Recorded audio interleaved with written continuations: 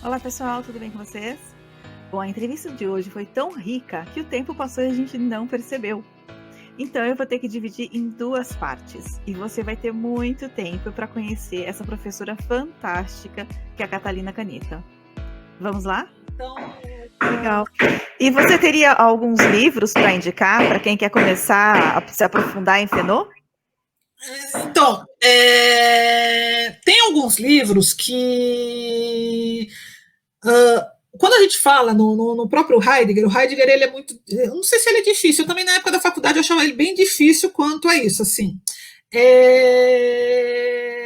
Por quê? Porque o Heidegger ele é alemão, e aí eles traduzem o alemão, a maioria dos livros do Heidegger ele está traduzido, e aí aquela história assim uh, de, de de traduções mais difíceis, assim. Atualmente, eu falo para as pessoas assim, que quando a gente pega e vai fazer leituras, tem alguns autores que fazem as interpretações melhores dessas pessoas, assim.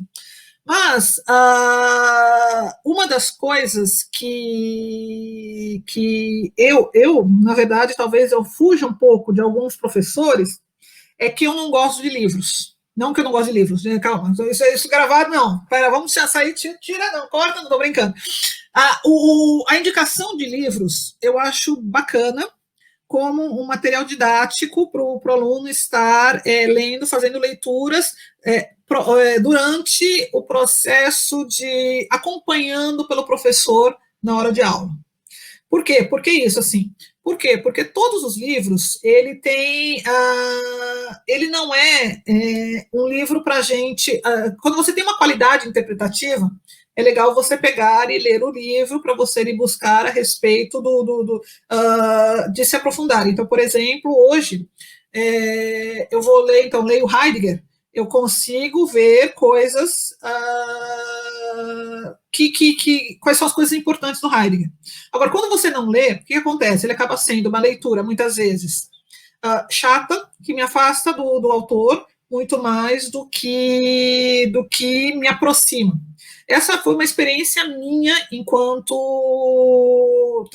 ler seminários de Lacan. Seminários de Lacan eu não consigo ler, tipo, até hoje. E por quê?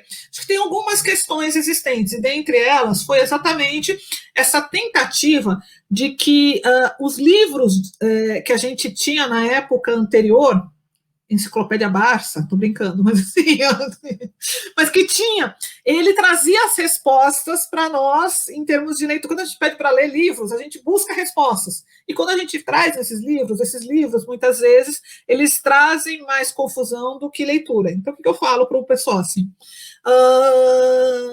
Em vez da gente pegar e ler algo sobre, uma das coisas que eu gosto bastante é ler artigos científicos que são baseados nesses autores. O que acontece assim? Isso é uma questão, acho que é uma coisa mais didática do que de uma questão de uma leitura. Aí você fala assim, vamos ler, sei lá, Marilena Chauí, que é da filosofia, né? Que a gente tem o livro da Marilena Chauí. Mas assim, eu só consigo ler a Marilena Chauí se eu conheço a Marilena Chauí, se eu conheço. Eu li o Foucault. O Foucault, eu só entendo o que o Foucault quis dizer ali, o Vigiar e Punido, o Foucault é um dos melhores livros que tem dele, eu só consigo entender ali quando eu entendo o autor e quando eu entendo qual é a linha teórica e o momento que ele está vivenciando. Por que eu pego e falo dos artigos? Por quê? Porque o artigo, o que acontece? É uma pessoa falando sobre o tempo dele, utilizando os autores. Então, o que ele fala, ele contextualiza dentro daquela prática. Então, por isso que toda vez que alguém me pergunta assim, o que eu preciso fazer para começar a ler sobre Unger, começar a ler sobre fulano, começar a ler assim, eu falo, gente, eu acho que a primeira coisa que deveria fazer sei lá, ir lá no Google acadêmico, ver quais são, sei lá, alguns autores que falam sobre a fenomenologia associada a alguma área que você quer, ver como é que ele escreve, e aí, quais são esses autores? Aí, depois disso, ir para os livros. Por quê? Porque se eu pegar e falar assim, o Em Busca de Sentido, como é que chama? O cara da logoterapia é o Viktor Frankl, que é um cara que o livro dele, acho que é Em Busca de Sentido, é um cara que escreveu, que é muito bacana o livro dele, ou os próprios que são autores que se baseiam na Fanon. Na hora que você lê esses livros, a gente pode ler como um best-seller, que é um conto, porque ele conta essa história. Se o Heidegger ele faz toda uma construção, porque o Heidegger ele tem, eu não sei se você já ouviu essa história, mas as pessoas dizem que o Heidegger foi nazista. O Heidegger não foi, não, ele foi.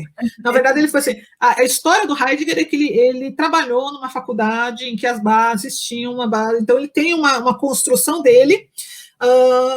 Se bem que eu acho assim que ele só consegue fazer toda a construção teórica do existencialismo porque ele vivenciou muito esse momento da vida dele, mas assim a pegada, a simpatia dele, o alinhamento dele durante uma época tinha essa questão. Então todo mundo vai fazer, mas o Heidegger era nazista. A única coisa que o pessoal lembra do Heidegger falando assim.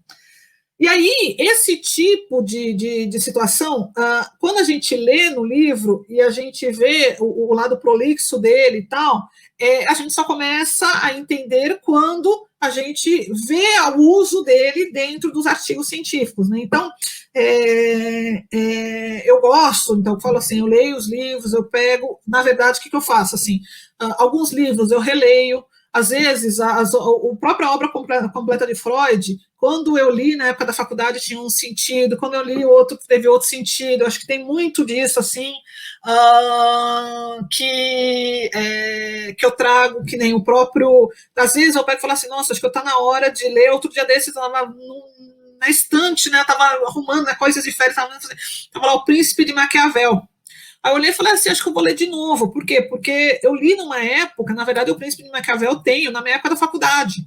E quando a gente olha hoje, a gente vai fazer uma leitura diferente. Por quê? Porque o sistema político hoje é diferente e tal. Então, o que eu recomendo? Eu faço assim, que eu falo, gente, leituras, livros, você procura no Google, você acha um monte, na verdade, assim. Esses que são mais de autores, tipo o próprio Lacan, o Freud, esses daí, eu só compro, ou leio, ou adquiro, se eu tiver realmente uma intencionalidade ou já tem uma base teórica que eu pegue e entenda sobre aquele assunto. Por quê? Porque se é para pregar e preencher, eu tenho vários. Eu tenho um livro do Rogers, eu tenho um livro do Jung, O Homem e os Seus Símbolos, não, Sonhos, tem dos sonhos, os símbolos, tem do Freud, tem o Laplanche, tem todos eles que na época da faculdade eu comprei, mas que eles só fazem sentido hoje para mim, por quê? Porque eu sei a teoria. Porque se eu não sei a teoria, se eu vou lá, eu não conseguiria ver isso. Então, é o que eu falo assim, tem um jeito mais fácil hoje.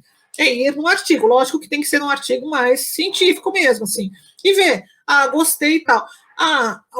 Tem alguns autores, por exemplo, hoje, os filósofos atuais que é o coreano lá, o Han, lá, não sei o que, Ban Han, ou o Zizek, que é um outro, que são acho que ele é esloveno, é tcheco, sei lá de onde que ele é, são os dois que têm dito sobre o mundo. O próprio Bauman, quando falou sobre eu acho que eles trazem um conceito mais de Fanon, mais claros e mais fáceis de darem uma lida, assim.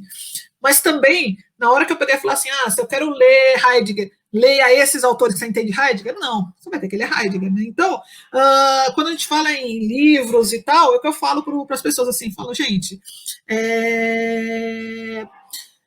não sei se vale a pena indicar. Eu falo assim, vai lá, vai no Simples, pega um artigo, vê lá, o que é fenomenologia, tá lá, tem alguns artigos muito bacanas quanto a isso.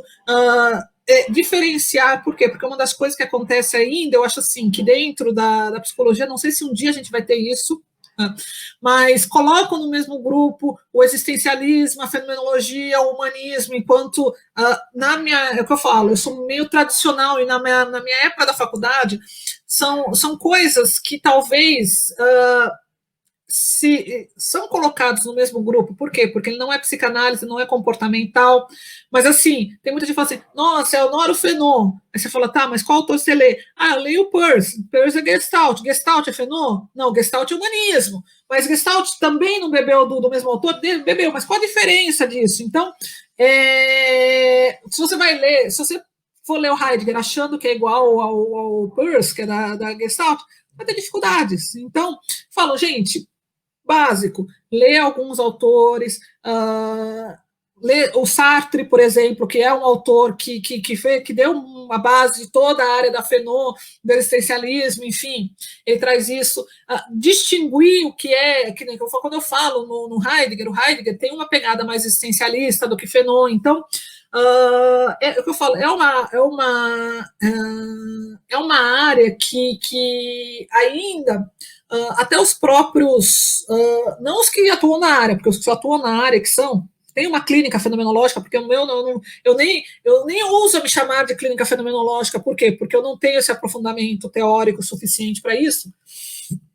Mas, assim, esses têm muita clareza, mas para as outras pessoas, eu acho que ainda fica muito confuso, e aí acaba caindo numa paixão que não é uma paixão verdadeira da teoria. Por quê? Porque você pega e fala assim, eu acho assim, o humanismo ela é super positivo, assim, se a gente for ver o tornar-se pessoa do próprio Roger, você traz isso, então, mas só que leia artigos, veja qual é o uso, e aí depois disso, aí você se arrisca no livro ou tal, e aí uma das coisas que vai ter durante as aulas, os professores vão trazer alguns livros que são importantes e tal, enfim, mas quando eu falo, quando você me perguntar quais são os livros que me fizeram mudar a minha vida para a psicologia, não foram os livros teóricos, foram os livros mais ficções, que nem o que eu falo, quando eu vou ler o próprio o Vigiar e Punir do Foucault, eu gosto bastante, por quê? Porque é um livro que ele contextualiza, não é só um teórico. Lógico que eu não estou dizendo que quando Lacan escreve um estudo de caso e tal, enfim, só que tem esse afastamento.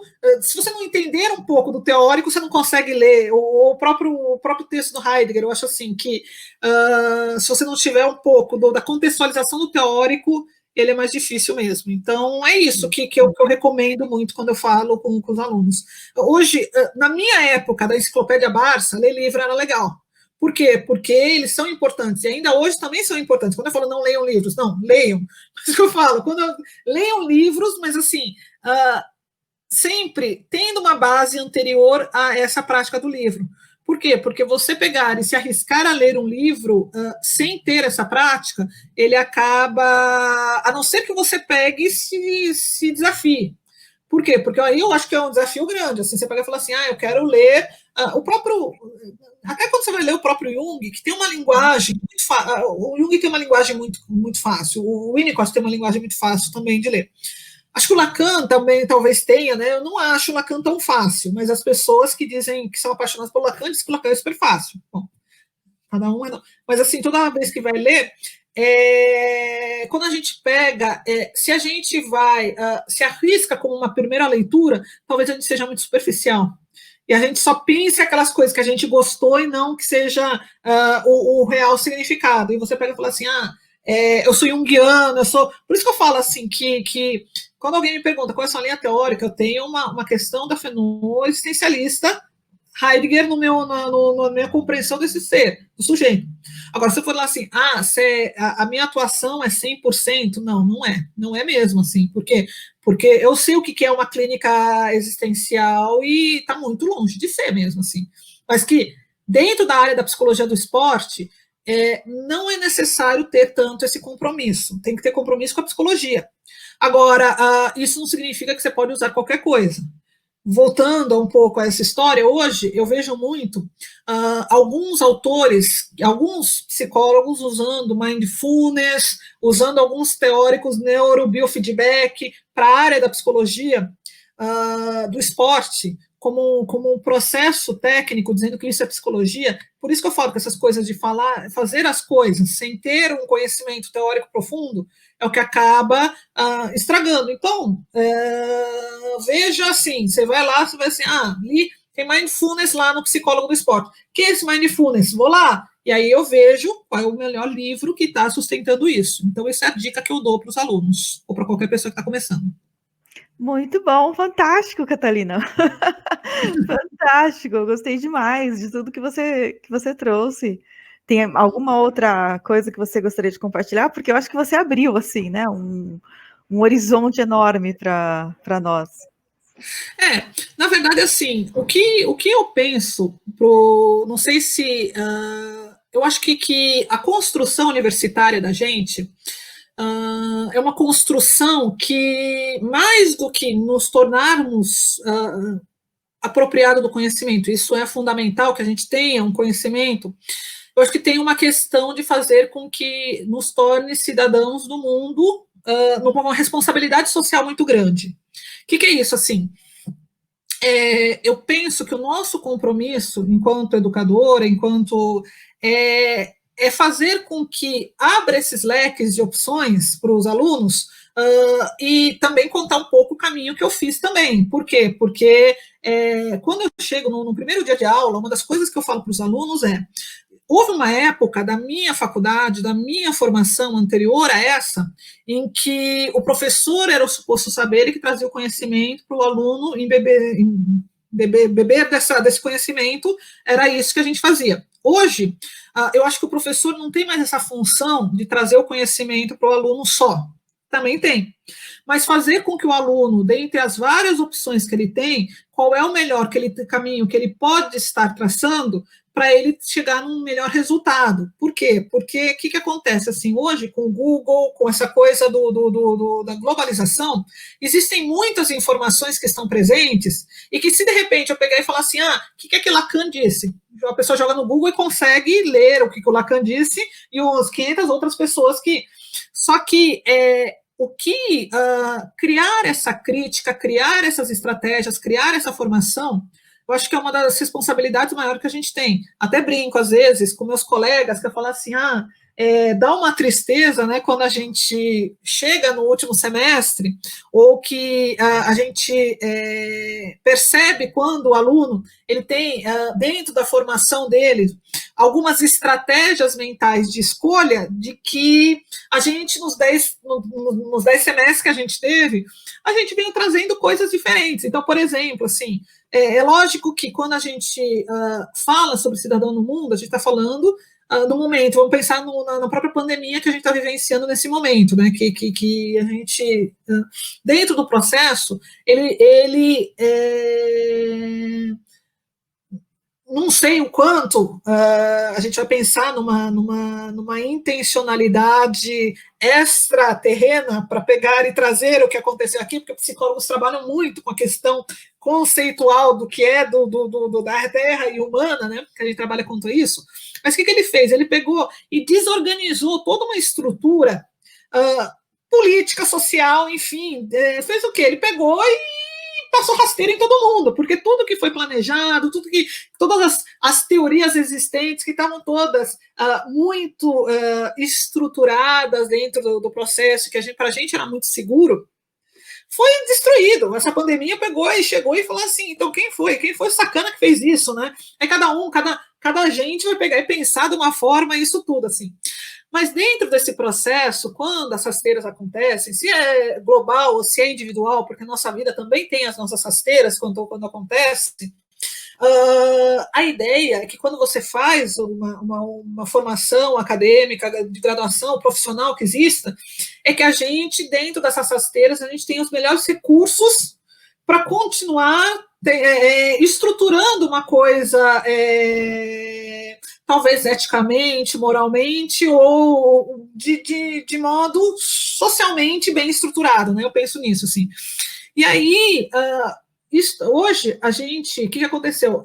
A minha formação foi para pegar e fazer essa base teórica mais acentuada, mas a de vocês é pegar e, dentro das rasteiras, ir continuando um processo mais linear quanto a isso, assim, né? Então, o que eu penso, assim, que eu penso dentro do processo, assim? É lógico que para a gente, enquanto um grupo mais, não é antiquado, tá? Porque eu também não sou tão velha assim, mas assim, é difícil, no modelo antigo, é difícil a gente pegar e entender qual é essa realidade que a gente está vivenciando hoje, em que existia uma estrutura em que a gente pegava a mãozinha do nosso aluno e falava, você tem que fazer desse jeito, senão está errado. Você não...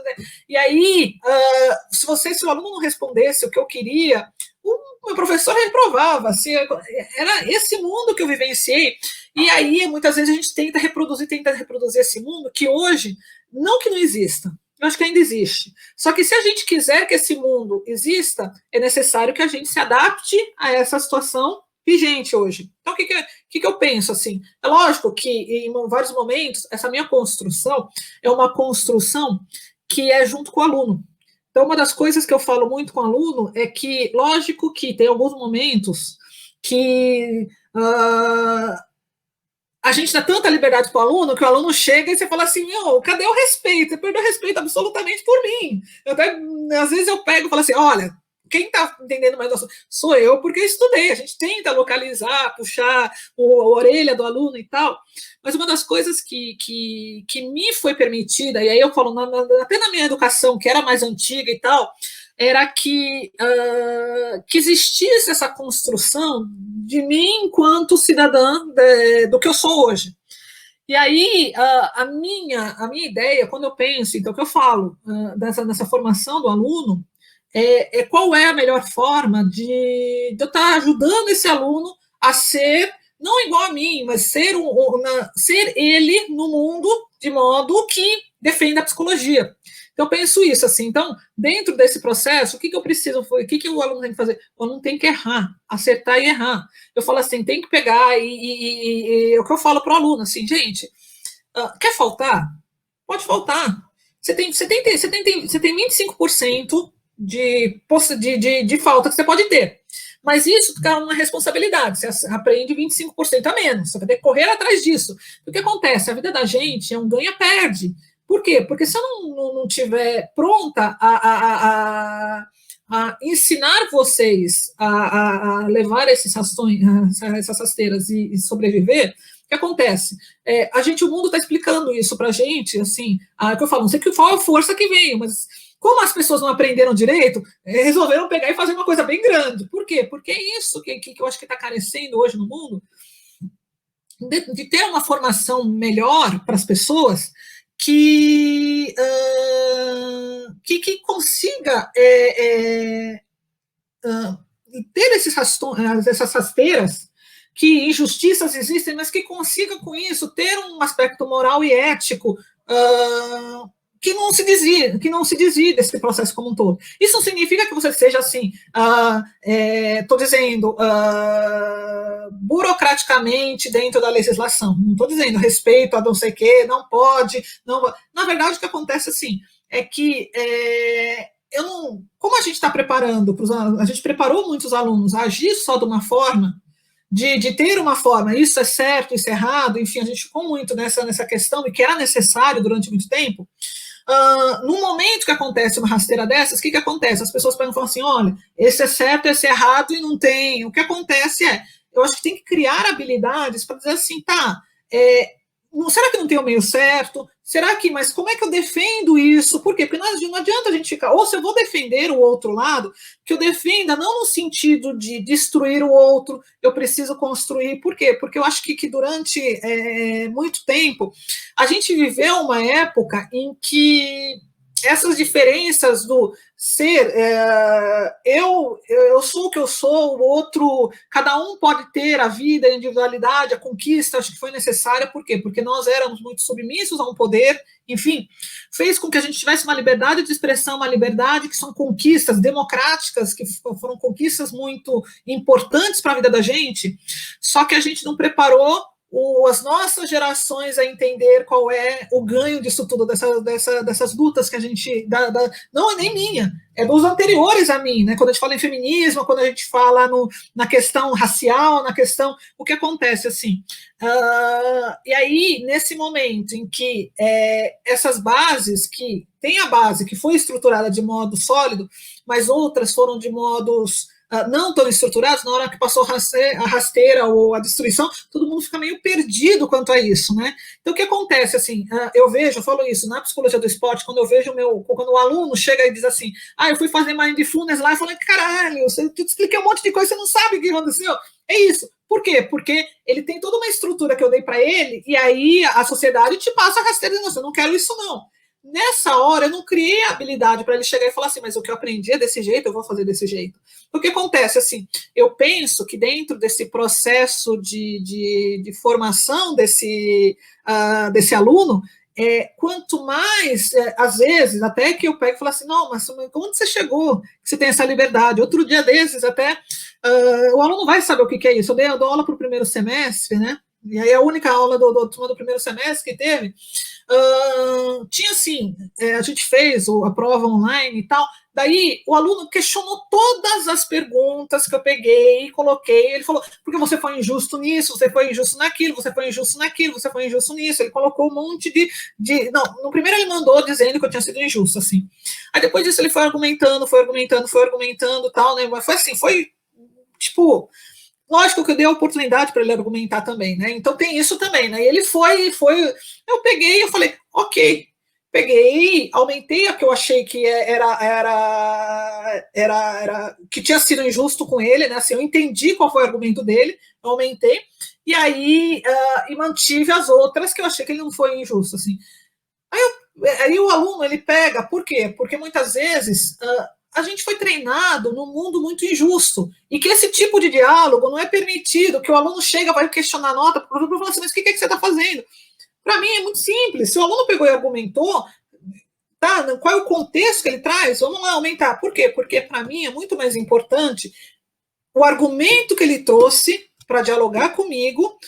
Lógico que o que é errado, eu vou dizer que o que é errado, mas esse argumento. Por quê? Porque essa habilidade é o que vai fazer com que ele, quando ele se formar, ele vai poder utilizar a teoria psicológica até e aprender a dizer que está errado. Por quê? Porque uma das coisas que eu acho que muito medo que a gente vive hoje é dizer que está errado.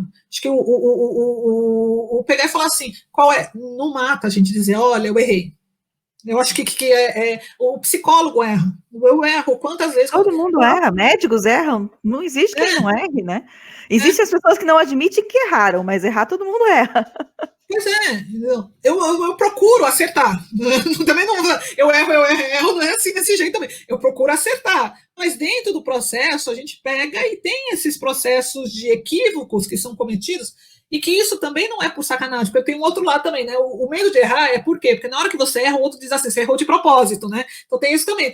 A gente está vivendo um mundo de intolerância que é muito difícil você pegar e dizer assim, gente, uma das coisas não que eu falo, eu não tenho compromisso com erro porque eu tento acertar. Mas na hora que a pessoa pega, eu acho que uma das coisas que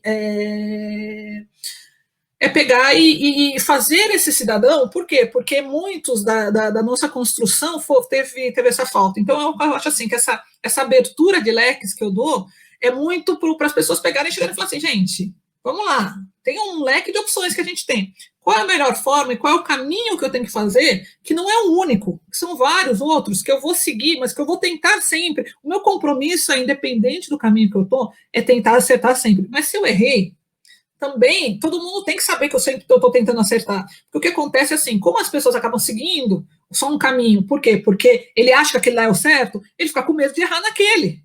E aí, na hora que erra, pega e fala assim, não, eu estava certo, e ainda continua insistindo no erro, né? Você pega e fala assim, gente, nada é absoluto sempre. A ciência vai dizer isso, sempre se modifica, eu sempre tenho que estar me questionando se aquele caminho é o certo, né?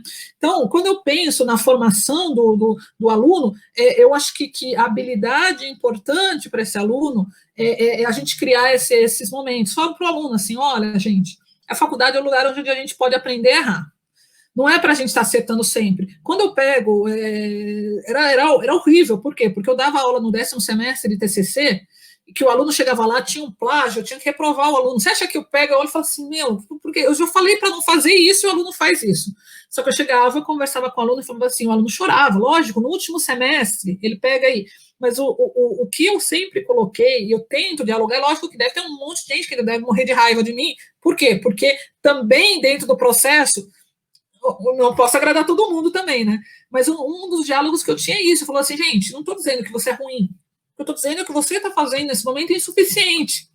Mas eu acho que a vida tem uma coisa que é muito, não é divino. A vida mesmo, a gente vive, e algumas coisas a gente não pode errar, por isso que a gente tenta acertar. Mas aquela história também, mas o erro também não é para sempre. A gente vai ter oportunidades de acertar também. Então, dentro da psicologia, mas a gente tem alguns momentos que a gente pode mais. Os alunos, na época da faculdade, é o momento para isso. Por isso que eu falo. É o momento assim, da construção, né? Então, é o que eu falo. Eu não ensino. Se a gente for pensar, a gente vai ensinar o certo, o que é, como acertar isso. Só que, se errar, a gente também tem que ver o porquê que o aluno errou. Se ele errou porque eu dei uma instrução ruim, se ele errou porque quais são as questões dele, por quê? Porque se eu pegar e falar assim, olha, o certo é fazer isso, ele vai reproduzir o certo, só que na época, quando chega no 10º semestre, ele não vai saber o que é errar. E quando a vida da gente, é o que eu falo, eu conto várias situações da minha vida, e dentro da própria psicologia, em que eu já tive casos em que eu não consegui enxergar o que estava acontecendo, que deu erro. Mas o meu paciente, o meu cliente que estava me acompanhando, nenhum deles me acusam por isso. Por quê? Porque eles entendem também, naquela proposta psicológica, em que ele também estava submetido, que eu estava construindo, era uma relação. Então, eu penso que dentro do processo, é lógico que às vezes tem aquele sacana que a gente tem a vontade de falar assim, você errou, hein? E apontar e ainda falar isso, né? Tipo, ó, eu te avisei várias vezes, né? É o que eu falo para o aluno, eu falo assim, olha, eu vou dizer que eu avisei, mas vamos lá. Até falo assim, até para os meus pares, e como eles também podem dizer para mim, também falar assim, às vezes as pessoas pegam e me chamam a atenção, lógico que eu fico chateada, por quê? Porque eu também fiz, eu nunca fiz para errar, eu fiz para acertar, né? Eu também acredito. Mas, assim, são coisas que eu penso que a faculdade se transformou hoje nessa formação. Não só na parte teórica, de passar a linha teórica para passar o conhecimento, é lógico que para a gente acertar, a gente tem que ter o domínio das teorias. Tá? Eu acho que a vida da gente, o senso comum, a nossa experiência de vida.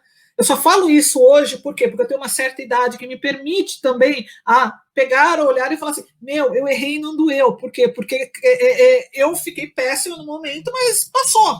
Então, eu consigo dizer isso. E eu digo para o aluno, falo assim, fica tranquilo que isso vai passar em algum momento e que tal. Ou se você estiver exagerando, eu te chamo a atenção, você vai ficar chateado comigo, mas eu te chamo a atenção mesmo, então eu falo desse jeito.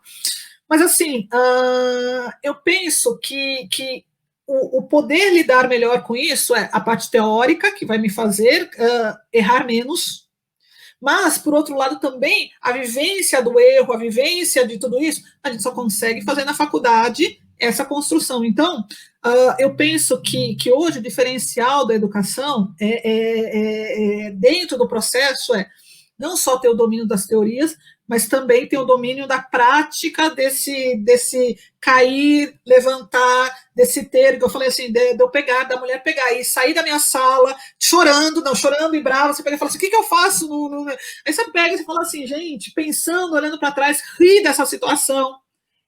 Como em outras situações também eu já tive casos assim, se você for pensar assim, o nosso grande medo é sempre ter aquela pessoa suicida que vai falar, eu vou me matar e acontecer isso.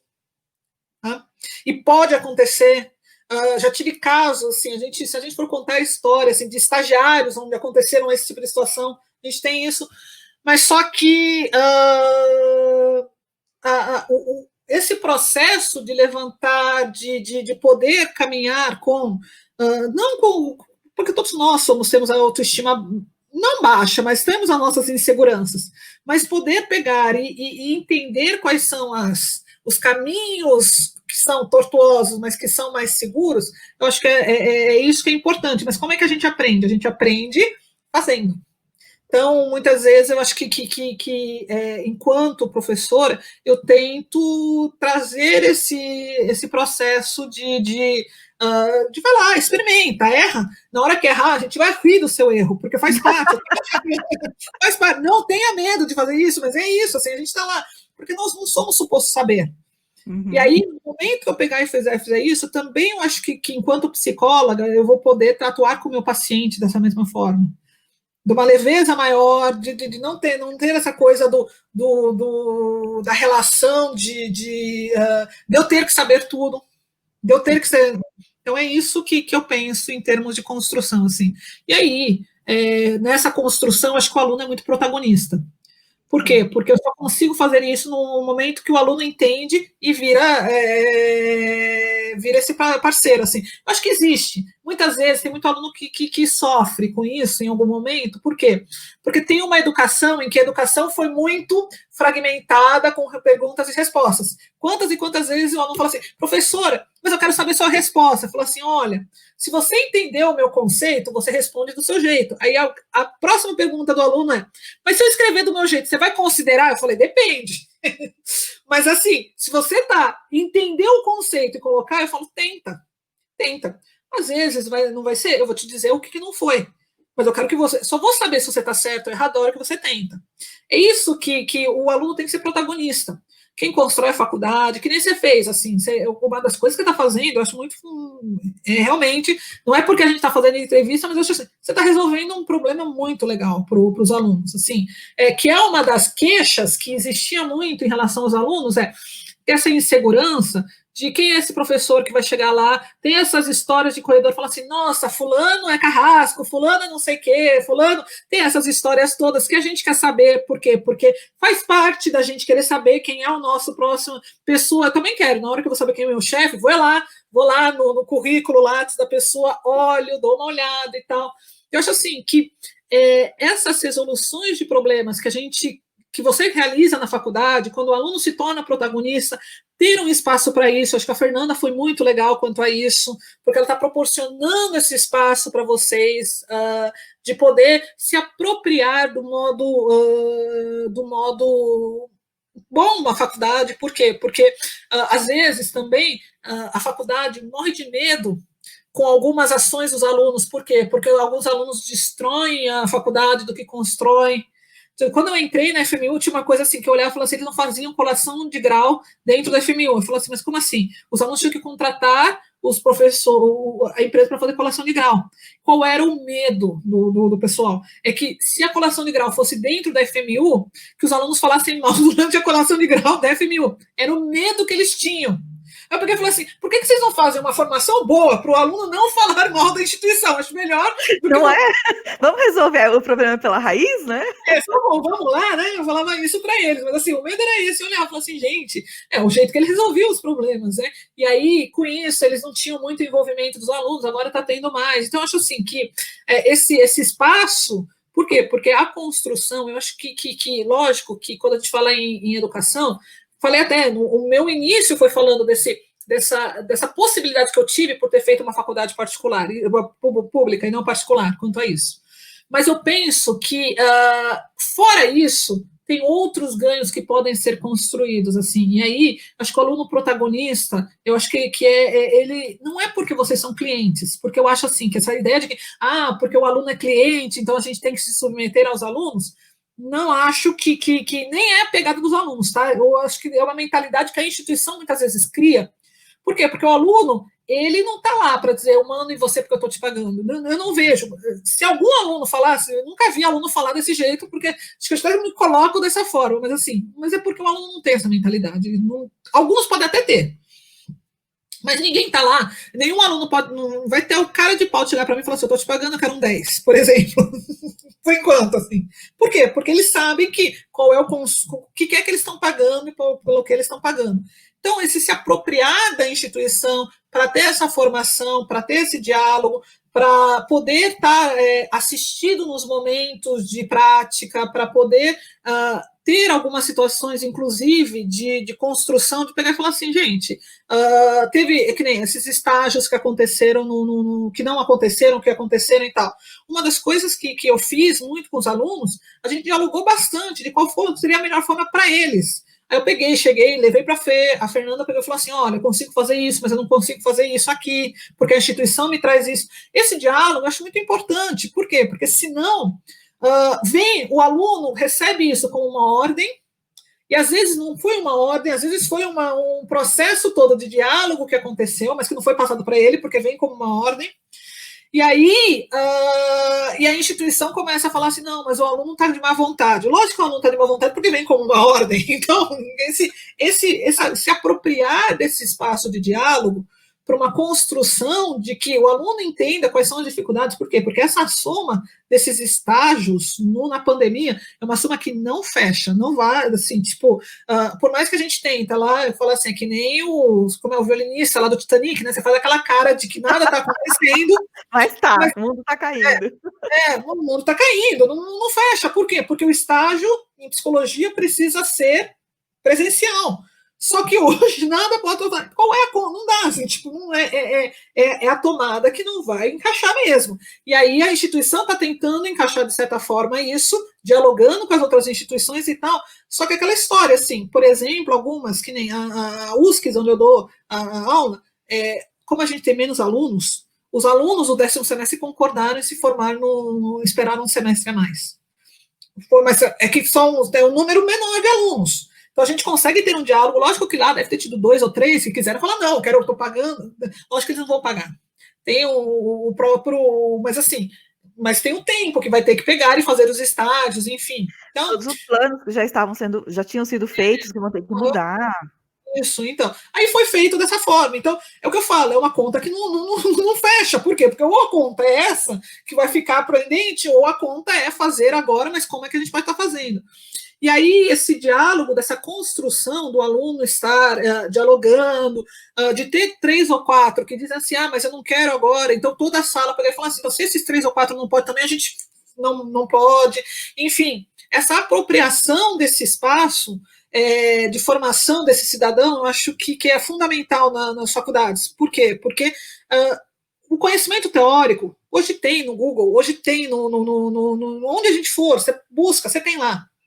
Quais são os melhores? Eu posso até ensinar para você quais são os melhores. Agora, essa experiência de aprender a escolher qual é o melhor caminho, acho que é onde a faculdade vai estar te fazendo. Como é que a gente faz? Fazendo vocês fazerem. Não é eu que vou ensinar como fazer. Façam. Deu erro, deu feio, não deu certo. Vamos lá, o que é que aconteceu? Qual é? E não desistir. Eu falo para os alunos, não desistam. Em algum momento, talvez aconteça, em outros momentos, talvez não. É frustrante? É frustrante. Mas quantos projetos eu já coloquei, já entreguei, outra pessoa, inclusive, pegou meu projeto e usou. Aí você pega e fala assim, nossa, mas que coisa. Acontece. O que acontece assim, na época, eu demorei, toda vez que acontece uma coisa dessas, eu demoro em torno de, sei lá, não sei quanto tempo para me recuperar. Se na faculdade eu aprendesse essas situações, seria bem melhor. Entendeu? Seria bem melhor de eu pegar e ter o que eu não tive.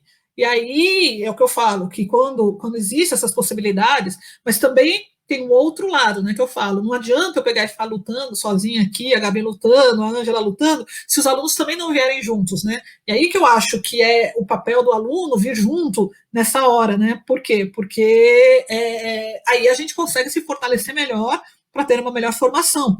Do que vai ser o diferencial?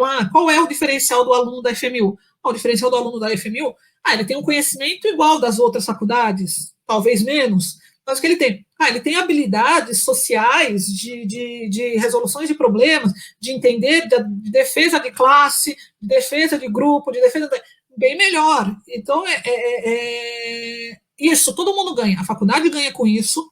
Por quê? Porque tem coisas que a faculdade escolhe. Ela escolhe aleatoriamente, não. Ela escolhe de modo que ela acha qual é a melhor formação dela escolher. Tirou Jung. Tá, tirou Jung. Né? Faltou Jung, né? Tá faltando grade. Qual é a única pessoa que pode fazer com que o Jung volte para a grade? O aluno. Isso. Por quê? Porque a faculdade, o que ela faz? Ela pega e vê no mercado, ela tem muita resposta do mercado quanto a isso. Não que eu tô falando, porque hoje, nessa grade, eu acho que não cabe mesmo, assim, tipo, pensando na formação, no que eu vejo da grade horária, adoro a Caramuja, adoro a Angélica, que era uma professora que dava aula de Jung quanto a isso, mas de certa forma, não cabe eu olhando. Agora, se o aluno, de certa forma, vê que há uma necessidade, ele pode. Então, o que acontece? Eu acho que essa engrenagem, e a Fernanda só vai conseguir chegar lá para cima pedindo isso quando todo o restante também estiver funcionando. Né? Então, quando ele está muito fragmentado, e aí eu acho que esse tipo de experiência é uma experiência que a gente faz na faculdade e que a gente pode levar para a vida. E que eu acho que falta muito para as pessoas que hoje estão no governo, no poder, de não sei o que acontece, assim, eu acho que ver o que o coletivo, de ver o coletivo não só.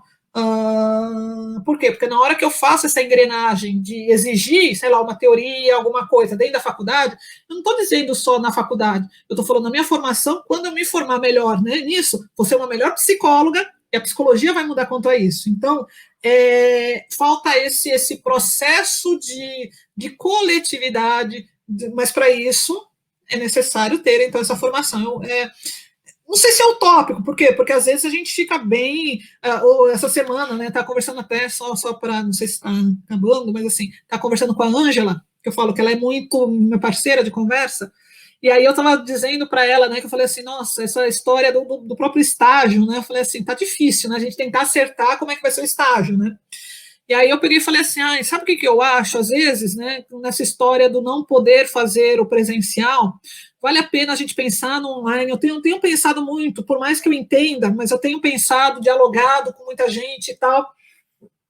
Só que às vezes, a coisa que eu falo assim, como não está fechando, a gente vai para um caminho, aí tem algum bloqueio aqui, a gente vai para um outro caminho, tem um bloqueio aqui, tem várias situações que tem, e aí você pode pegar e fazer simplesmente, dar uma de louca e fingir que nada está acontecendo e fazer. Algumas faculdades fizeram isso também, né, quanto a esse processo. E alguns professores também acabam fazendo isso. Por quê? Porque hoje existe essa permissividade. Você coloca a culpa na pandemia. Você fala assim, olha, vamos fazer tudo, a pandemia está aí, você coloca, né? E aí, às vezes, dá uma vontade de pegar e falar assim, gente, tá lá. Se você lê porque se você vai ler uma portaria do Conselho Federal, se você lê do MEC, você vê que as portarias, inclusive, elas não se conversam. Então você pega uma, assume e fala, tô lendo essa daqui, tô fazendo essa. E aí o pessoal vai aceitar, né? Eu pego e falo assim para ela, né? Falo assim, nossa, mas é cansativo. Porque você lê uma, você lê outra, você tenta respeitar todas elas, enfim. Mas só que se a gente não fizer isso, o aluno vai aprender a fazer o quê? Vai aprender a fazer de outra forma, né? Então, é cansativo, mas é importante. Às vezes é frustrante, lógico que é frustrante, mas é o importante quanto a isso, né? Então, a gente está conversando exatamente isso com a Ângela, né? Falei o quanto essa área da educação é uma área que exige da gente essa habilidade da gente pegar e selecionar as coisas e ver qual é o modelo que a gente está ensinando. Por quê? Porque por mais que imediatamente o aluno não reconheça isso, se a gente, nesse momento da pandemia, a gente deixar passar qualquer coisa, está dando a informação para o nosso aluno que é qualquer coisa. Então, o quanto às vezes a gente pode falar assim, nossa, isso cansa, a gente podia pegar e fazer, sei lá, os 500 relatórios que a gente tem, que vocês têm que fazer dos relatórios, e falar assim, nossa, vou ter que ler todos esses relatórios, podia pegar e falar para o pessoal fazer um áudio para a gente ouvir e acabou, mas a gente fica pensando nessas coisas, né? Eu acho que uma das coisas que essa pandemia deixou bem claro é a importância dessa relação aluno-professor. Eu tenho entrevistado os alunos também, e em todas as entrevistas eles falam, nossa, os professores foram super parceiros, eles entenderam a gente, eles entenderam o momento, e nós buscamos a melhor forma de fazer dentro das limitações, né? Então, isso que você trouxe acabou acontecendo na prática, da gente realmente ver qual é a atitude da faculdade perante a isso, o cuidado em estar seguindo o que pode e o que não pode, né? Então, a gente está aprendendo também pelo modelo, pela forma como vocês estão agindo. Isso está sendo bem legal. Que bom. Mas a gente tenta, né? É o que eu falo. E isso também fez uma coisa que foi a pandemia que trouxe. Não foi nem a faculdade. O que aconteceu é que a pandemia. Lógico que eu acho que a faculdade já estava pronta para algo assim. Isso não vou negar que a faculdade já tivesse isso. Mas eu acho que a pandemia ela tirou algo que é esse afastamento. Porque colocou a gente numa condição de que na sala de aula a gente já tem o domínio da sala. Tem muito domínio. O professor chega lá e aí vocês ficam sentados e o professor do outro lado, né? E aí ele dá aula. Acho que esse tipo, e eu gosto bastante ainda desse modelo, tá? Não é um modelo que. Acho que o presencial, o olho no olho, nossa, teve dias em que tinha aluno, tava eu, às vezes, quando a gente tem uma disciplina, essa de triagem, que a gente divide a sala em 2 professores. Só que como não valia a pena, a gente colocava todo mundo na sala, 2 professores, a gente ficava dialogando, e o professor ele foi muito legal. Ele contava experiências, fazia entrevistas, enfim. E teve um dia que a gente estava conversando e uma aluna começou a chorar no depoimento. Eu peguei e comecei a mandar aqui na mensagem para ele. Ela tá chorando, ela tá chorando. Eu acho que ela tá. O que a gente faz? A gente assim, desse jeito. Né? Por quê? Porque a gente chegou num processo que, primeiro, que numa sala de aula acho difícil um aluno chorar do jeito que ela chorou. Acho que foi permitido porque ela estava nesse ambiente online, né? Isso. Só que, por outro lado, na sala de aula, por que não acontece isso? Porque a gente vai olhando no olho e vendo se o aluno está com dificuldades, se não está com dificuldades. Então, essa questão presencial de sala de aula faz muita diferença para a gente, assim, né? E aí, esse domínio que a gente tem, tirou completamente. Então, se vocês não dessem feedback para a gente toda hora, de como tá, era horrível, então não dava. Então, o que aconteceu? Meio que, de um lado, ainda eu defendo que algumas, eu acho que dá para ter adaptações de disciplinas online, tá? Se você me perguntar o que eu acho das práticas online, o que eu acho assim, que ainda nós não estamos prontos para ter uma prática online boa. Então, não estou falando da FMU como um todo, porque o Blackboard até que funciona direitinho, com as suas falhas, mas ele funciona ok. Mas eu acho que em processo de formação do processo pedagógico do professor é necessário que a gente tenha as adaptações. Um sistema de internet melhor para todo mundo, que todo mundo possa estar utilizando equipamentos também quanto a isso. Mas eu vejo que existem modelos muito bons fora do país, tipo a própria Harvard traz vários cursos que são, acho que dá para aprender com esses modelos quanto a isso. Algumas, as práticas não dá para ser online, as práticas têm que ser práticas presenciais mesmo. Por quê? Porque até a própria supervisão, a supervisão de estágio não é uma supervisão para dizer o que você fez, para você falar, faça isso, mas sim, a gente, dentro desse diálogo que a gente tem na clínica, lá no espaço mais restrito, a gente consegue dialogar melhor, então acho que tem que ter. Mas em algumas práticas não dá para negar que não dá para fazer online. Lógico que dá para fazer online. Então, eu acho que tem que ter essas adaptações quanto a isso. Mas o que acontece é que a gente não estava pronto. E fomos lançados a tudo isso. E aí tivemos que reaprender. Não, é o que eu falo. Uma das coisas que acontecia, o que me causou mais felicidade ao ouvir vocês sobre isso, mas o que acontecia assim, teve aulas que teve aluno que vinha para mim e falou assim, professora, eu não estou entendendo a sua matéria. Eu falei assim, mas que coisa, eu tive que refazer. E aí, uma das coisas que eu falo assim, de novo, aquela história de aprender na vida a levar algumas rasteiras e sobreviver. Nossa, foi assim, talvez tenha sido assim, aquele dia que você para, você olha e fala assim, gente, como é que eu vou fazer de novo? Aí eu peguei, olhei, não dormi esse dia, não dormi 2 dias, e na semana seguinte, quando eu fui dar aula para essa turma, você pega, você vem tenso, eu dialoguei com ela, sabe, porque tá mais tranquilo, menos resistente, dialoguei, peguei e falei, gente, vou fazer isso, vamos tentar, e aí eu fui transformando a minha aula quanto a esse processo, né? Então, eu acho que essa qualidade, ou esse diálogo, é algo que esse ambiente online proporcionou, e que eu acho que o grande ganho. Por quê? Porque é o que você falou, os alunos conseguiram se aproximar e se apropriar mais da prática. Para dizer, professora, eu não estou entendendo. E não como uma ofensa, para dizer, olha, a aula é ruim. É você dizer assim, gente, vamos ver como é que a gente pode fazer para melhor interpretar. Coisa que na sala de aula também é bem possível, que muitas vezes vocês tivessem essa. Falar assim, nossa, eu não estou entendendo a aula desse professor.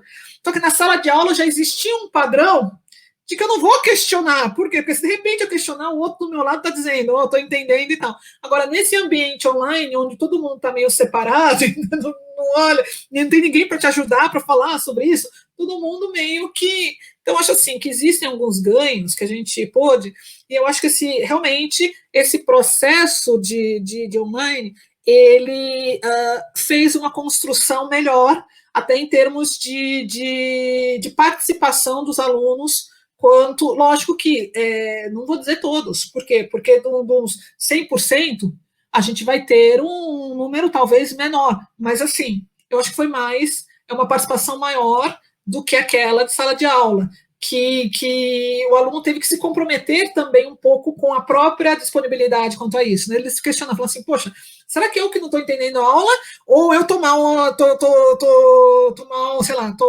desconcentrada? Aí o aluno também pega e fala assim, não, hoje eu não consegui, por quê? Porque eu estava ruim. Teve uma aluna que virou outro dia desse e falou assim, você não assistiu a aula? Ela falou, eu dormi na sua aula. Eu falei, que bom. Você viu? que aí você não vai entender, né? Então, o que acontece? O aluno começa, isso eu acho que é um ganho que esse ambiente online trouxe. Por quê? Porque não é a minha aula pode ser boa, pode ser ruim, ou o que seja, mas para ele emitir uma opinião quanto a isso, ele também tem que se olhar, ele com ele mesmo naquele lugar, né? Então, esse depoimento que você trouxe, eu acho bem bacana mesmo, né? Não tinha pensado, mas assim, foi uma construção. Foi duro para muitos professores, por quê? Porque a gente teve que se deparar com as limitações que a gente tem com o sistema, com fazer a educação de outra forma, mas eu acho assim que as críticas foram muitas vezes difíceis da gente pegar e lidar com ela. Por quê? Porque a gente também meio que se refere essa crítica ao processo de sala de aula, que se em sala de aula, a sala virasse para mim e falou, professora, eu não estou entendendo nada do que você está dizendo, eu me senti mal, e aí foi como se fosse isso, só que até entender o que é que estava acontecendo, também demorei um tempo, mas eu entendi, e o aluno teve que me dar esse feedback também, por quê? Porque o aluno eu peguei e falei assim, olha, então vamos lá, vou tentar te mostrar o que é o que eu entendi da sua queixa. Se vocês disserem que não é isso, me falem, porque daí a gente vai ajustando. E a gente foi tentando, eu fui tentando interpretar, trazer de outra forma, mudar o conteúdo, fazer. E aí os alunos iam me dando feedback. E aí nessa construção, ele também presta atenção na aula para saber assim, vamos ver se eu estou prestando atenção ou não. Né? Porque antes a responsabilidade da aula ruim é dela. Não, agora é se eu estou disponível. Né? Então isso foi bacana mesmo, assim, foi dolorido para nós professores, assim, foi muito extenuante, foi muito difícil quanto a isso, por quê? Porque é o que eu falo, a gente não está acostumado a críticas também, né? Mas assim, mas eu vejo uma construção que foi muito bacana no final quanto a isso, assim, de alguns alunos com quem eu me aproximei, do poder dialogar melhor, deles me ensinarem coisas também, por quê? Porque eu não sei o que está acontecendo do outro lado, não sei por quê, porque eu nunca fui aluna online, eles me darem um feedback dessa menina que estava chorando, eu peguei e falei assim, gente, o que eu vou fazer com uma aluna que está chorando? Aí a gente tentando, né, eu pegando, e aí o professor que estava como par comigo, ele é psicólogo clínico, né, aí eu não sou, eu falava assim, você que está atendendo em clínica, faz qualquer coisa aí, eu falava assim para ele, e a gente conversando, né? Então, são as experiências que são as experiências que a educação, só isso aqui que a gente está fazendo é o que faz com que a gente cresça, né? Então, o dia que, eu falo assim, que o dia que talvez eu não tiver isso, e eu entrar numa sala de aula só para reproduzir, talvez eu perca todo o meu tesão por isso aqui. Eu gosto muito desse construir o diálogo, de eu aprender. Sim, e esse seu relato, eu acho que mostra para nós todo o seu comprometimento mesmo com o ensino, com o aluno, que você está fazendo isso realmente porque você vê um sentido nisso na sua vida, né? E não só uma questão financeira, não, o teu coração está nisso, né? Em ajudar a gente a aprender. Então é muito importante. Eu fico feliz com essas entrevistas, porque a gente consegue ver esse lado do professor. E não só do professor que está ali passando a matéria. Não, mas todo o quanto que você coloca a sua vida no que você faz para a gente, né? Então eu fico muito feliz em ouvir seu relato. Obrigada.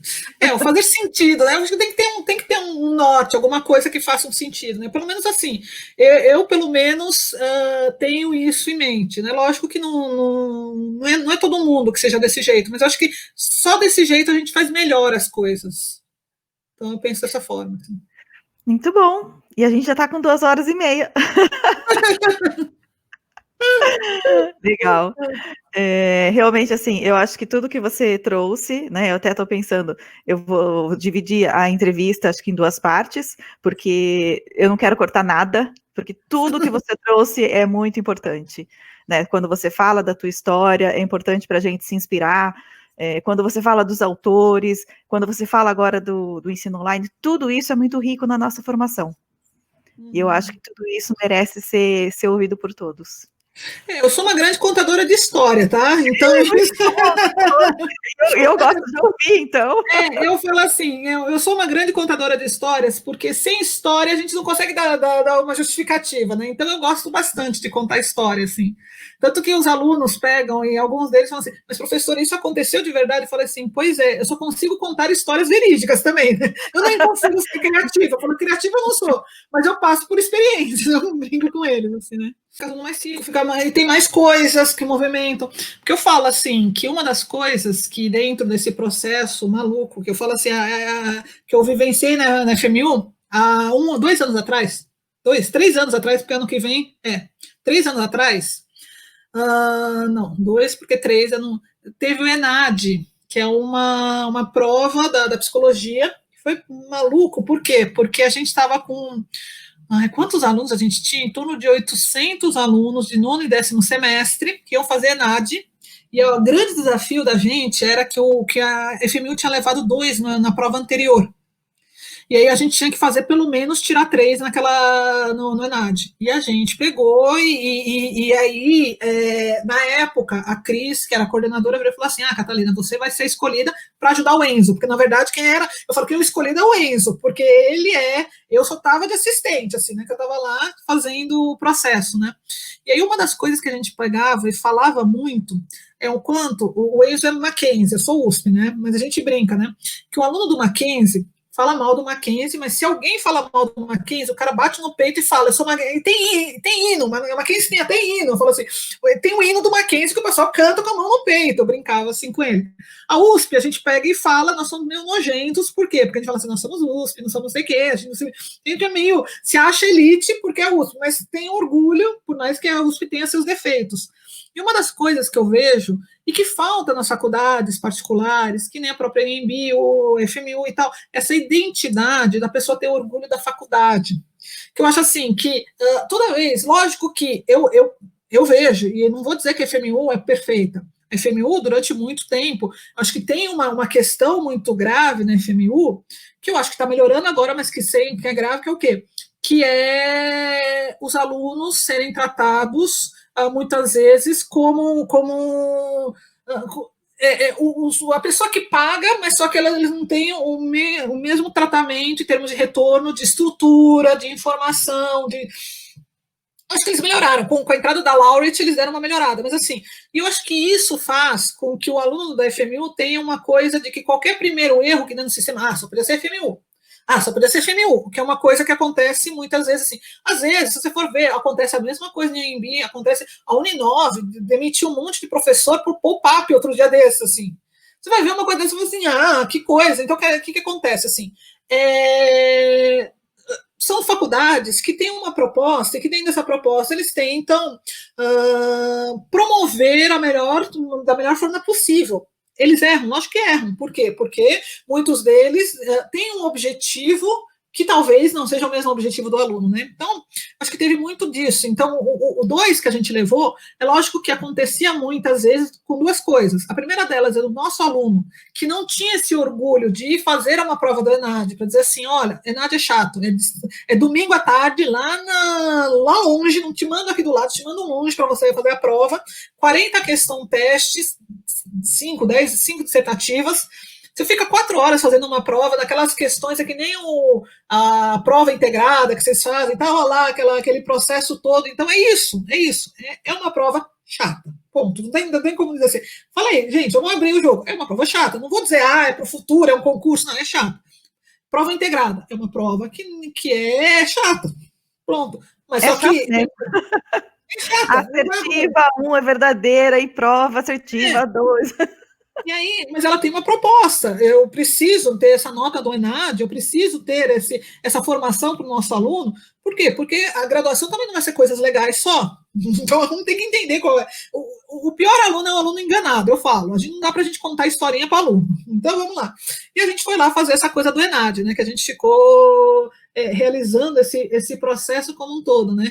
E aí, uma das coisas que eu vejo é essa falta de identificação com a universidade que você está. A gente falava muito disso. Assim, eu preciso fazer com que os alunos chegam, então, dentro da proposta, a gente falava muito sobre isso, assim, do professor padrinho do aluno. Por quê? Porque o que acontecia? Ficava muito fragmentado coordenação, professores e alunos. E aí, esse professor também, ele ficava nessa condição de que, a universidade trata o aluno desse jeito, o aluno me trata mal por quê? Porque eu faço parte da universidade, da faculdade, né? Que eles não querem nem ver, só estou aqui para o diploma. E aí ele ia lá, só dava aula, não que só dá aula, dar aula é difícil, muito difícil, mas ficava nessa condição. E aí não existia essa aproximação. E quando tem essa aproximação, é o que eu falo, dá para a gente fazer coisas melhores quanto a isso. E cria também essa identidade. Por quê? Porque essa identidade institucional é uma das coisas que eu vejo, e aí eu falo que eu me espelho muito no Chibante, mas uma das coisas que a gente pegava e falava queria que a faculdade se tornasse o que essa paixão do Chibante, porque o Chibante fazia o quê? Ele pela FMU, ele trabalhava meio de graça, assim, lógico que o salário dele, ele trabalha também pelo salário dele, que era bem maior do que de todo mundo, mas assim, a paixão que ele tem, ele foi criado lá, a FMU que deu essa oportunidade para ele, tudo que ele se construiu enquanto professor, foram uns 30, 20 anos que ele dava aula na FMU, então tudo isso é o que eu acho que ainda falta muito na FMU, acho que aos poucos talvez a gente consiga construir isso com essas práticas existentes. Por quê? Porque o que diferencia em termos de conhecimento entre faculdade, Mackenzie, USP, eu acho que tem. Mas só que a compensação também tem nessa questão do envolvimento do aluno, da paixão que o aluno tem, daquela coisa assim, olha, vou lá, vou fazer, vou pegar e vou ser um profissional. Mas só que nesse meu profissional está agregado o valor do Mackenzie em mim. Então não posso fazer qualquer coisa. Por quê? Porque na hora que eu fizer qualquer coisa, o Mackenzie que me formou também vai se dar mal quanto a isso, né? Então, eu acho que essa cultura, ela só é adquirida na hora que o aluno participa da instituição. Quando ele pega e fala assim, esse curso tem participação. Né? Então, penso nesse processo muito nessa paixão. Acho que falta ainda no aluno da FMU. Eu sou de Piracicaba, e em Piracicaba a gente tem a Exalc, que é a Faculdade de Agronomia da USP. E assim, eles têm hino, os trotes eram muito violentos, eles estão tentando mudar, né? Mas existe uma paixão pela Exalc que eu não sei se tem outra igual, né? Todos os anos tem churrasco em outubro, que é das turmas que estão completando 5 anos de formado. Né? Então, existe a cultura das repúblicas, né? Então, eles moram em repúblicas, e aí depois continuam os churrascos de república. Eu não fiz Exalc, eu fiz Unimep, lá em Pira mesmo, mas por ser cidade de interior, a gente estava sempre em churrasco, a gente estava sempre junto. Até hoje, a minha primeira formatura tem mais de 20 anos também, e até hoje a gente conversa, e recentemente fizemos um churrasco também. E eu não vejo isso na FMU. É uma das coisas que eu sinto falta também. Eu matava aula para jogar truco. Porque eu não vejo, né? Eu não vejo essa integração.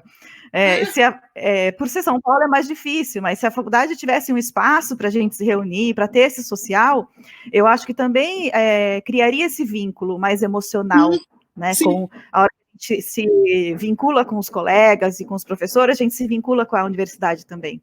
Né? Então, eu também acho que existe um espaço enorme para estar fazendo isso, e vamos ver o que a gente consegue fazer nesse sentido, né? Eu acho que só a questão da gente conhecer mais os professores, com essas entrevistas que vocês estão dando, colabora para isso, a gente se sentir mais parte disso, né? E não só eu vou lá, assisto uma aula e vou embora. Porque aquela história assim, eu penso, lógico que vai ter os revoltados, vai ter sempre aquele que vai sair da curva e tal, mas que eu falo assim, que se a gente for pensar numa grande maioria, a grande maioria, todo mundo pensa nessa construção de qual é a melhor forma de resolver o problema, vai ter aquele que é individualista, vai ter sim, mas só que é o que eu falo, eu não estou é meio duro pegar e falar assim, mas eu não estou aqui para dar conta dos que são individualistas, eu estou aqui para dar conta do grupo. Então, quanto mais eu trouxer o grupo, esse que é individualista vai pegar, vai olhar e falar assim, tá bom, então vamos lá, né? Vai acontecer isso. Então, eu penso que a construção da Exalc, do Mackenzie, da Unimep, né, que você falou que é a sua, né? Que é de lá também, né? Que são que eles fazem? Eles pegam e vão construindo essa cultura coletiva, e que eu acho que, assim, em termos de formação, lógico que não vou dizer, ela é a mesma. Por quê? Porque a condição que é dado para essas instituições é diferente da condição que vocês têm. Agora, outras coisas dá para compensar. Dá para compensar quanto a isso. Então, eu acho uma das coisas, lógico que vamos ver qual vai ser a história do futuro dessa proposta, mas quando a gente tirou 3 no ENAD na última vez, a gente estava com 800 alunos, e aí a gente pegava, olhava e falava assim, gente, será que a gente vai conseguir? Só que uma das coisas que eu e o Enzo, e a Cris e a Fê, que estavam na época, a gente conversava muito, falava assim, gente, se o aluno não se envolver, se o aluno não entender isso, se o aluno não se apropriar disso, eles vão acabar indo lá e fazendo a mesma coisa. Por quê? Porque no outro semestre, no outro ano, quando a gente fez, eram alunos bons, eram os alunos comprometidos com o estudo, se você for pensar em termos de nota, a nota dos alunos que tiraram 2 era melhor do que eram esses daqui. E a gente olhava e falava assim, imagina aqueles alunos que tiraram 2, imagine esses. A gente falava isso, assim. Por quê? Mas só que na hora que a gente pegou, foi criando identidade, aí você falava assim, gente, você não está aqui só para fazer a prova pela FMU, está fazendo pelo Chibante, pela Ângela, olha só, então, olha a responsabilidade que vocês têm dessa professora. Na hora que a gente foi criando isso, os alunos começaram a entender qual era a pegada, que não era só uma prova que ia lá, que não é algo que fazia parte do processo, porque não tinha como fugir, tem as coisas ruins, porque o MEC retém seu diploma, tem uma série de coisas, mas assim, vamos fazer a experiência ser agradável e potencializar. E aí foi quando a gente conseguiu, então, essa apropriação desse espaço acadêmico pelos alunos. Eu acho assim que é um ganho. É o que você falou, a gente matava a aula para jogar truco. Os alunos não sabem o que é isso, né? Os alunos não sabem aproveitar o horário de matar a aula. É isso que eu falava eu falo para os alunos. Eu falo assim, gente, às vezes você não precisa assistir a aula, pode ir embora, porque tá assim, mas aproveitem esse horário para fazer alguma coisa, aquelas 2 horas que eu não assisti a minha aula, aquelas 3 horas, que seja bem aproveitado. Porque não adianta nada você pegar e faltar por faltar, ou aquele aluno que vem na aula e vai embora mais cedo. Eu falo assim, gente, você já veio, aproveita, por quê? Porque você vai ficar com falta nessa aula e você vai ficar falta na próxima que você faltou. Aproveita. Então, essas coisas que faltam um pouco nessa construção da instituição, né? Que é o que aos poucos, talvez, eles se adequem e tal, mas eu acho que esse diálogo, então, na hora que você aproxima nesse processo de estar construindo juntos, então isso e lógico que os professores também se movimentam muito quando o aluno se movimenta, porque se o aluno não se movimenta, não, eu acho que uma outra coisa que seria bem legal, no primeiro ano eu fui participar da Semana da Psico lá no Mackenzie, e aí eles têm uma papelaria lá, e aí você entra na papelaria e tem muito artigo com a marca do Mackenzie, e eu falava, eu queria comprar um lápis com a marca da FMU, eu queria pegar um moletom de psicologia com a marca da FMU, né? Então, eu acho que isso também falta, da gente se identificar mesmo com a questão da universidade. Porque a gente faz a faculdade, o meu diploma vai ser FMU, então eu tenho que trabalhar para que esse diploma também valha mais. Né? A gente pode fazer algo nesse sentido também.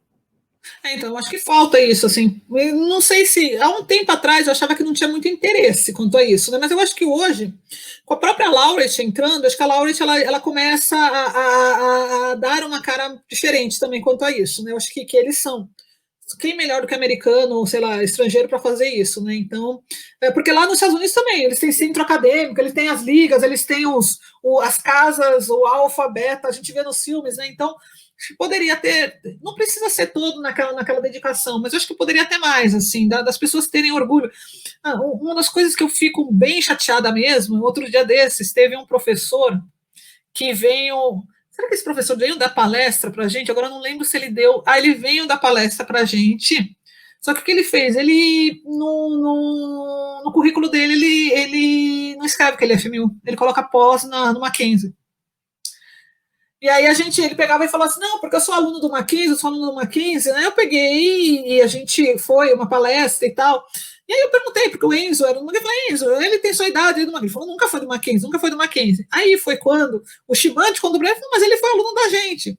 que acontece? Tem aluno que tem vergonha de colocar o nome da FMU, faz uma pós em algum lugar e coloca o nome da pós e não coloca a FMU no currículo. Isso eu acho horrível, assim, tipo, não. Mas aí que tá também, eu acho que a FMU também tem a responsabilidade de também fazer com que os alunos, porque quanto mais o aluno ainda, por mais que aconteçam as crises econômicas, por exemplo, agora vai ter uma das coisas que o presidente da FMU, inclusive, anunciou é que, por conta dessa pandemia, as pessoas vão deixar de pagar a faculdade, com isso vamos ter, e é realmente uma realidade muito ruim, é verdadeira isso, né? Por quê? Porque você vai cortar, e cortar gastos, a faculdade é um gasto mesmo, para pensar nisso, assim.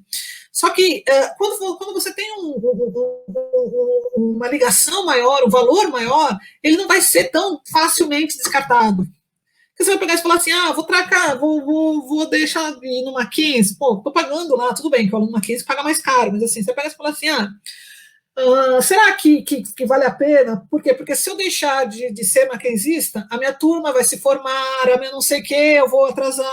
Então, você pega e pensa em outras situações. É lógico que eu falo que existe um outro lado da faculdade, a faculdade pensar numa proposta financeira boa, acho que isso também faz parte do aluno se sentir prestigiado naquela instituição, de ser valorado. Visto, pelo menos, né? Visto, no mínimo visto. Uhum, uhum. Porque é isso, assim, pode estar se engajado em vários projetos acadêmicos, mas eu acho que assim, enquanto cliente, enquanto um processo, não vale a pena falar assim, também vale a pena lutar por essa faculdade que me tratou também. Então, é necessário ter esse tratamento, né? E aí, eu acho que é um lugar que ainda falta a FMU crescer, assim. Não sei se é o que eu falo, outra coisa, não sei se tem essa intencionalidade, mas pensando nesse momento, do que vai ser depois dessa rasteira que foi passada, eu acho que em termos de sobrevivência, eles vão ter que pensar em algo que. Porque, por exemplo, eu penso assim, se a gente for pensar quantos alunos vão sair da PUC, quantos alunos vão sair do Mackenzie e trancar, vai ter gente que não vai poder pagar o Mackenzie e vai trancar o Mackenzie. Tá, o Mackenzie custa, sei lá, não sei se custa o dobro da FMU. Mas será que ele viria para a FMU? Será que a FMU realmente está pensando nisso? Como é que a gente pode fazer? E aí o aluno do Mackenzie não vai vir só para a FMU por conta do preço. Ele vai querer ter uma experiência muito similar à que teve lá, também aqui. E aí essa construção é que eu acho que talvez pense em termos mercadológicos mesmo, né? De ter, você falou do moletom, de ter esse print, de não ser aquela faculdade que você pega e esconde, né? Falando assim, não, onde é que você fez? Você vai numa entrevista de emprego, eu fiz aquela, assim, tipo, aquela lá, assim, né? Não, até o que eu pego e falo assim, tem muita gente que, quando você fala assim, eu fiz FMU de psicologia, tem muita gente chegando e fala, eu fiz FMU, você fala, nossa, a FMU tem tradição em psicologia, porque a FMU tem uma tradição em psicologia. Talvez não para as pessoas que se formaram agora, mas para umas pessoas assim, que têm a idade do Shiban, mais ou menos, se eu falar em FMU, em psicologia, várias pessoas, vários professores que dão aula na USP, na própria USP, saíram da FMU. Então, se perdeu. Lógico que quando teve o declínio, quando teve essa mercantilização do ensino, acaba se perdendo, né? Mas eu acho que essa continuidade é importante criar, já que já passamos pelo turbilhão, temos um segundo turbilhão agora que passamos, que aí não é nem culpa da FMU, e agora eu acho que agora é estabilizar e criar, então, isso, essa proposta. E a gente pode ver pela qualidade dos professores, né? Todas as entrevistas que eu tenho feito, a gente tem uma equipe de professores muito boa. Né? E pelo relato dos alunos, quando a gente está falando dos semestres, o tanto que eles têm orgulho de falar dos professores, das disciplinas, do aprendizado. Então, eu acho que a gente tem total condições de reconquistar essa questão da psicologia na FMU, e depende de todos nós, não é só dos professores, não é só da faculdade, os alunos também são responsáveis por isso. Sim, então, sim. Eu acho que a gente tem que fazer esse movimento. E fazer esse movimento juntos, né? Porque não adianta se cada um fizer de um jeito. Então, acho que essa entrevista que você faz, essa integração do diálogo que vocês têm com a coordenação, tudo isso faz com que movimente de modo, talvez, é o que eu falo, o aluno ter mais voz, corre-se o risco de nivelar a condição de poder. Isso pode acontecer, acontece. Mas qual é o ganho que a gente tem quanto a isso? Então, acho que tem que ter esse ganho. E outra coisa, que eu falei assim, eu fiz uma universidade onde tinha essa. A gente chamava os nossos professores pelo. Às vezes, assim, tinha o lado de chamar, porque eu tive aula com a Henriette, a gente chamava pelo nome, mas na hora que a gente conversava com ela, era a professora, a senhora, a gente falava isso. Então, o que acontece? Não é porque a gente nivela que o respeito, o respeito é outro tipo de respeito, não é um poder imposto, é um poder conquistado, né? Então, eu acho assim que isso é o que você falou. Não vai, a qualidade do professor, o prestígio que ele tem, não vai deixar de ser, de deixar de lado quanto a isso, assim. Eu acho muito incrível quando os alunos chegam e não conseguem me chamar de Catalina, me chama de professora. Eu falo, gente, para, mas ele me chama de professora ainda, né? Então, para ver como é que é, né? Porque a gente pega, eu tento, e ao máximo, eu tento não ficar nesse patamar, mas continua. Então, é meio ilusório a gente pegar e achar que a gente, afastando e estando nessa condição, a gente vai conseguir ter o respeito do aluno. Acho que a pegada é outra, né? Eu penso dessa forma, assim. Exato. E eu acho que essa questão de vocês darem entrevista só aumenta a nossa admiração por vocês. A gente. Ainda bem que tem essas propostas também, né? Porque é um diálogo, assim, que precisa ter. Eu acho que precisa movimentar, precisa conhecer. Eu acho que é importante ter isso, e não é todo mundo que possa ter, né? Então, propiciar isso, a gente tem um sistema que facilita, então melhor ainda, assim. Eu lembro que antigamente a gente conhecia o professor só quando ele dava aquelas aulas iniciais pra gente, né? Aquela apresentação, e aí ele chega lá e coloca o látis, eu fiz isso, tá bom, mas quem é o professor, né? Além do currículo, então tem tanta coisa que a gente pode aprender. Ou fazer que nem a gente fazia. Eu, na minha época da faculdade, era pior, porque não tinha nem látis, né? Então a gente ia lá. Hoje a gente fica usando Facebook, Instagram, a gente tem uma brincadeira muito grande em psico, né? A gente tem que descobrir qual é o signo do professor. Não pode falar em signo, mas a gente quer saber o signo. Então a gente fica nessa brincadeira nas férias. Vocês tiveram aula com. Como que ele chama? Agora esqueci. O Daniel, não Lisboa, o Daniel de Fenô ou não? O de Fenô? Eu não, a minha turma teve. Eu não, porque eu estava fazendo o intercâmbio. Tá. Então, eu vou ter que fazer a DAF semestre que vem. Tá. Porque o Daniel de Fenô, né? Porque ele é tudo. Ele tem uma formação, ele é de Fenô, ele é quase, eu falo assim para ele, que ele é quase o professor que me fez ir para Fenô, né? Porque é o jeito dele, que ele fez filosofia, tá fazendo doutorado na psico, então ele tem todo. Depois ele fez psicologia, ele se formou em psicologia, ele fez filosofia, começou a fazer o mestrado e doutorado, está fazendo psicologia, ele se formou em psicologia. E aí ele tem duas formações, né? Tá conversando com ele, né? Aí teve um dia que ele virou e falou assim: como é que foram as aulas online? Ele, as aulas online estão boas e tal, né? Que a Fernanda vai perguntando. Ele falou assim: mas uma coisa que eu descobri outro dia desses é você ter cachorro e pegar o cachorro e acariciar o cachorro é mais eficiente do que a gente. Ele falava isso, né? Ele pegou e falava que o conhecer o professor em outra forma, né? Porque a gente chega com saber, com conhecimento, mas a gente tem cachorro. Então, isso são situações em que eu acho que aproxima nesse vão que existia, né? Por quê? Porque não é por conta disso que também vai ser o quê? Vai ser intimidade pura, não é isso, assim. Mas, pelo menos, assim, não deixa esse distanciamento, né? Eu acho que para os professores também são muito válidos, porque o professor também é muito difícil quanto a isso, assim. Ainda mais esses professores novos que estão entrando agora, estão começando na carreira, existem várias preocupações, vários medos, vários sentimentos que tem. A gente, assim, eu, a Gabi, a Ângela, a Helena, a gente já é mais safa quanto a isso, né? Mas a própria Lívia, que está entrando agora, ou o próprio Daniel, que está entrando agora, né? A gente vê, assim, que se aproximar do aluno, entender o aluno, isso é muito importante, assim, né? Que os alunos também têm essa proximidade, né? Então a gente é mais, o que eu falo, a gente é mais safa de saber poder controlar melhor isso. Tá ótimo. Bom, obrigada, Catalina. Infelizmente a gente tem que finalizar. Então, mais uma vez, queria te agradecer. Tudo que a gente conversou, que foi muito além do que eu tinha imaginado.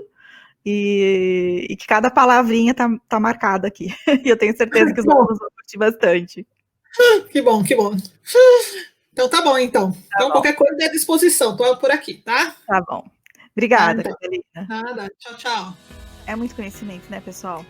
Tanto sobre psicologia quanto sobre a FMU. E se você gostou, lembra que tem uma segunda parte dessa entrevista. Corre lá. E se você ainda não se inscreveu, inscreva-se, ative o sininho, curta e compartilhe. Um beijo e até a próxima.